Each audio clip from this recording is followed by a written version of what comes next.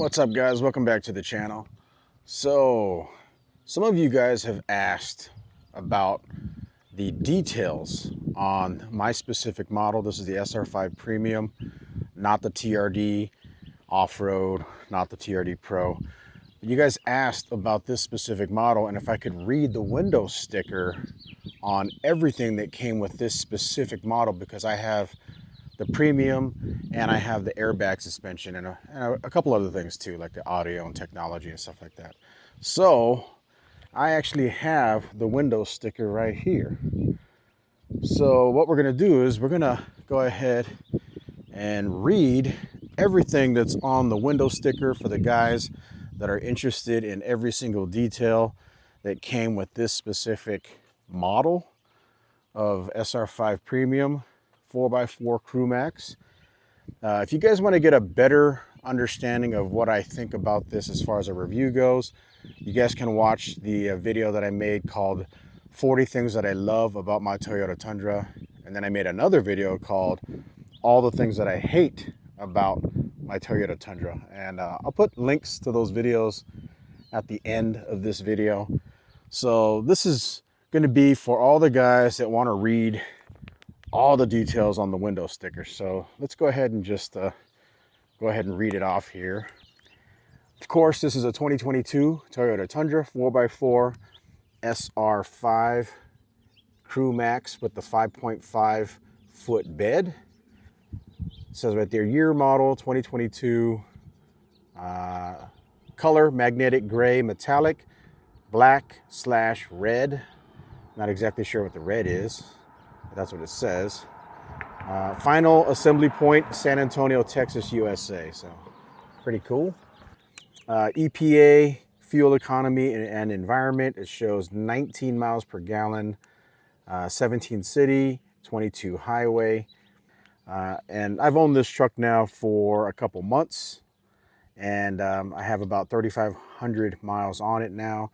And I can say personally that this truck does show on the gauge cluster that I do get 19 miles per gallon, but only when I drive like an old man. So if I drive slow, come to stops nice and slow, take off from green lights and stop signs nice and slow, with an empty truck, just me in the truck, I can get 19 miles per gallon. Of course, when I stomp the gas and use those twin turbos, the fuel efficiency goes down to like 14 miles per gallon. So, which is the same as my V8 Tundra that I had before. So not a lot of difference there when you drive hard.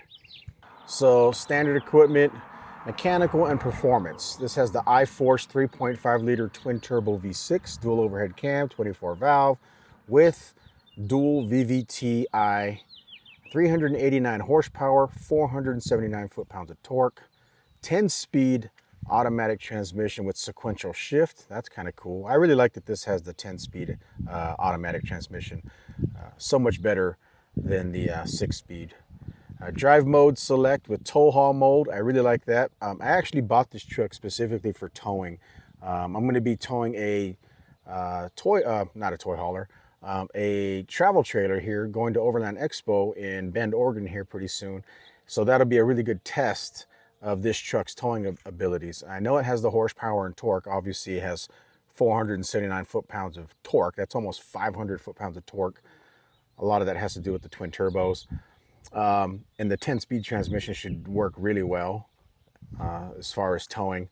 But it also has a tow haul mode. It has an electronic brake controller, and it has anti-sway features as well when I was reading the manual. It has start-stop engine system.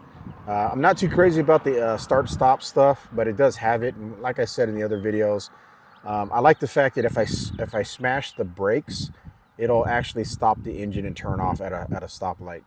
But if I just tap the brakes nice and softly, it'll keep the engine running. So you can choose just by the style of driving that you use. Four-wheel drive on demand, part-time four-wheel drive with electric controlled transfer case and auto limited slip differential. So this doesn't have the locking diff, which kind of sucks. That comes on the TRD Pro. And it doesn't have all-wheel drive, you know, like all-wheel drive, like on a Subaru. It doesn't have that. So I can only go into four-wheel drive when I'm off-road for the most part. I'm sure I can put it in four-wheel drive when it's icy and snowy out on the roads, but for the most part, it's not really designed to be driven in four-wheel drive on pavement, which kind of sucks, but whatever. I'm still happy I got it. Multi-link rear suspension, that's a big difference between the leaf springs that they used to have back in the day. So much more modern vehicle, and probably it drives a lot smoother. I feel like it drives a lot smoother than the leaf springs. Tow receiver hitch with integrated 4 and 7 pin connector. That's pretty standard for most travel trailers. Safety convenience, Toyota Safety Sense 2.5 with pre-collision. System with pedestrian detection. Full speed range, dynamic radar control, cruise control. Lane departure alert with steering assist. I have felt this truck do that when I'm driving to work or driving on the highway in general. I feel the steering wheel kind of nudge to the left or right when I start driving on lines. It has that lane departure alert. That's kind of cool. Lane tracing, or maybe it was the lane tracing. There we go. Lane tracing assist with automatic high beams. That's what it was. That's the lane tracing. So when you turn on lane tracing, the steering wheel actually kind of forces you to stay in the middle. So that's what it was. That's what I was feeling there. Automatic high beams. Again, I don't even notice that being kicked on, but it has that.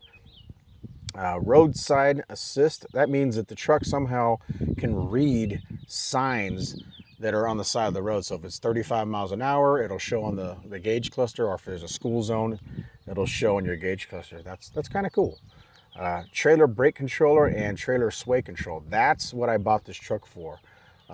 The airbag suspension, trailer brake controller, and trailer sway control, that's all catered to pulling trailers, which is what I plan on doing with this thing.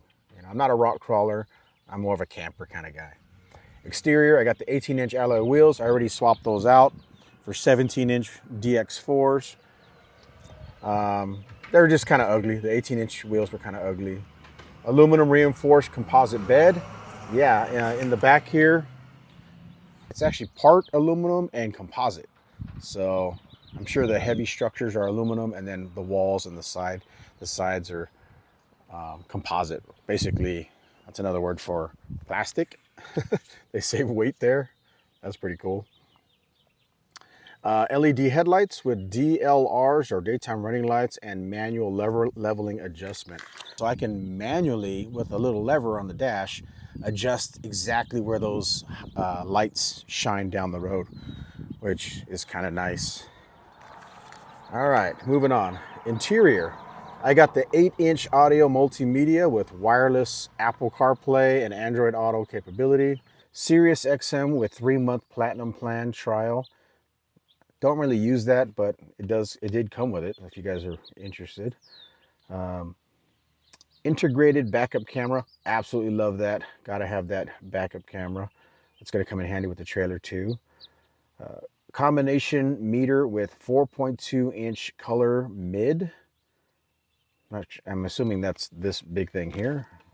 I'm assuming that's what that is. I don't even know what that is. What is a combination meter with 4.2-inch color mid? Leave a comment below if you know what that is. I don't even know what that is. Single zone automatic climate control. Smart key system with push button start. Okay, I do like that. That's that obviously right there. I do know that one. I like push button. It's nice just leave the fob in your pocket. Smart trimmed 4-way adjustable driver and front passenger seat with center console. 60-40 split, fold up rear seats with under seat storage compartment.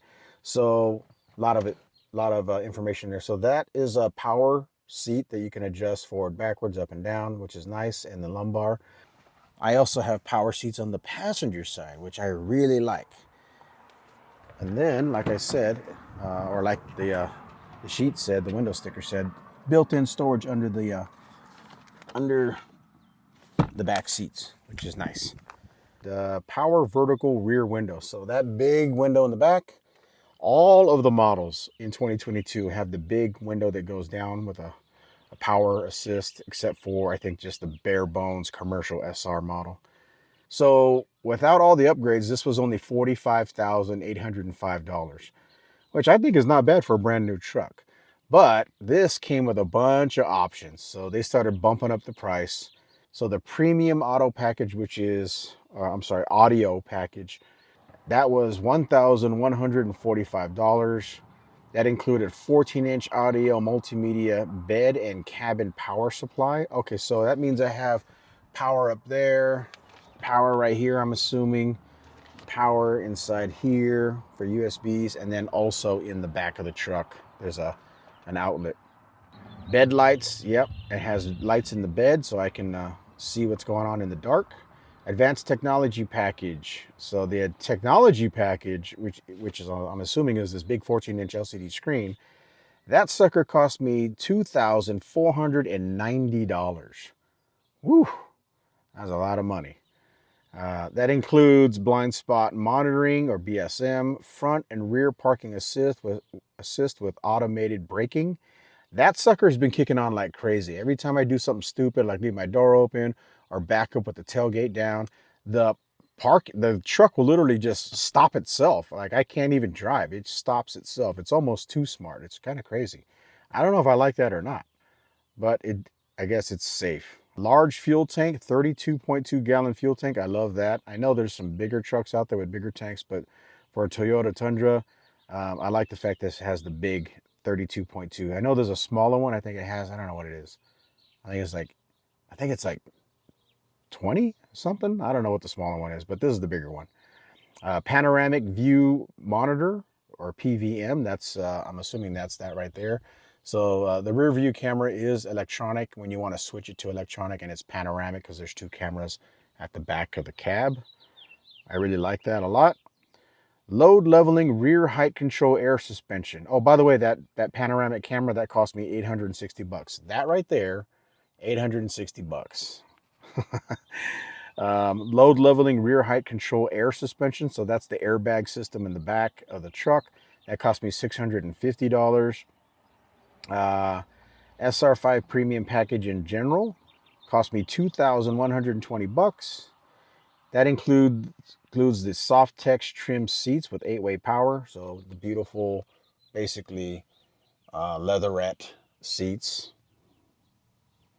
$2,120 for those.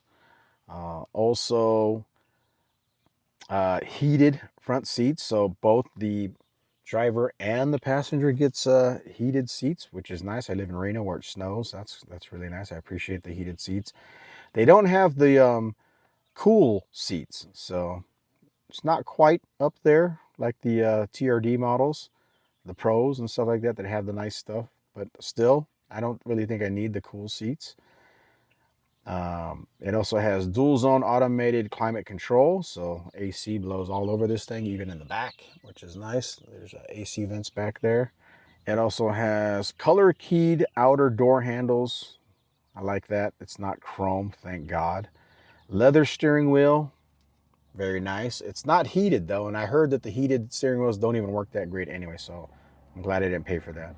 The leather steering wheel by itself costs $170. That's crazy. All-weather floor liners, those are nice. Those right there. Those things cost me $169 for front and rear all-weather floor liners. That's pretty expensive. I guess that's about right though, because WeatherTechs cost that much too. Non-skid spray-on bed liner, that's $579. I talked about that in my other video. It's like sandpaper. That cost me $579 for that. That's a non-skid spray-on bed liner. And then Predator door steps. So that's these door steps right here. Not really a fan of these things. I mean, they're nice, I guess, just for general purpose, but for off-roading they suck because they're gonna hit rocks. And those cost me $595. So those things are not cheap. I didn't ask for them. They came with the truck, and there's no way to take them off and reduce the price. They're baked into the price. So everything there, base price of the truck, $45,805 without all the extras. But with the extras, it bumped it up to $56,278. Yes, I said it. This truck is an SR5 Crew Max 4x4, and it cost me $56,278 for an SR5. Granted, it's a nice SR5, but yeah, that's a lot of money for an SR5. It's dang near a TRD off-road, right?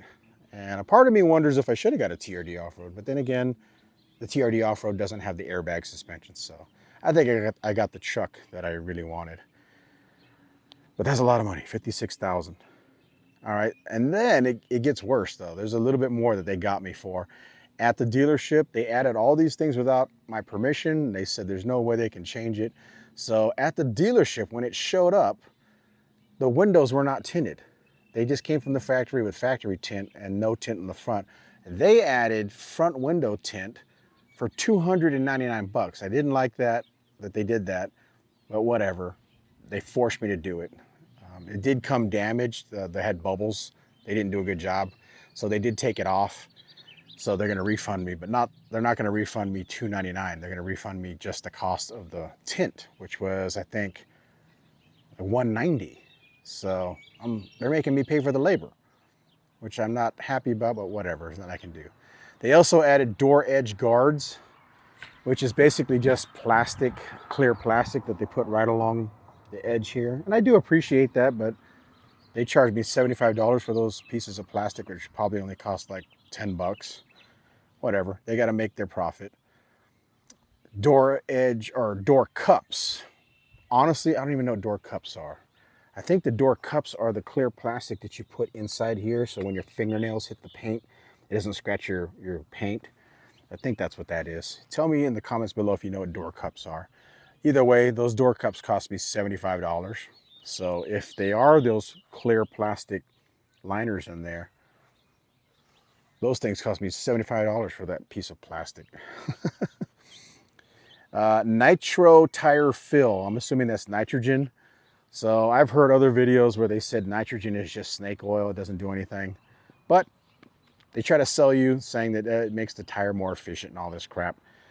Nitrogen fill, if they even put it really in there. I don't know if they did or not, but Dolan's pretty good. They charged me $149 for nitrogen in the tires. And then also StarGuard.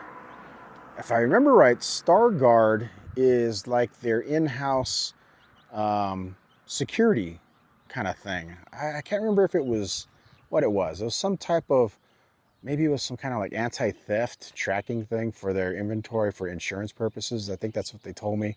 But StarGuard was $700 or $699. And they said that I had to get it. There's no way to get around it. They said, you got to get it.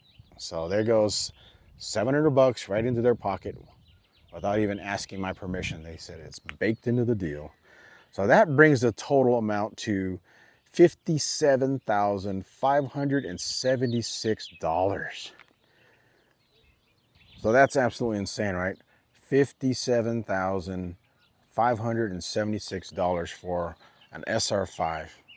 Granted, it's four-wheel drive. It's a Crew Max.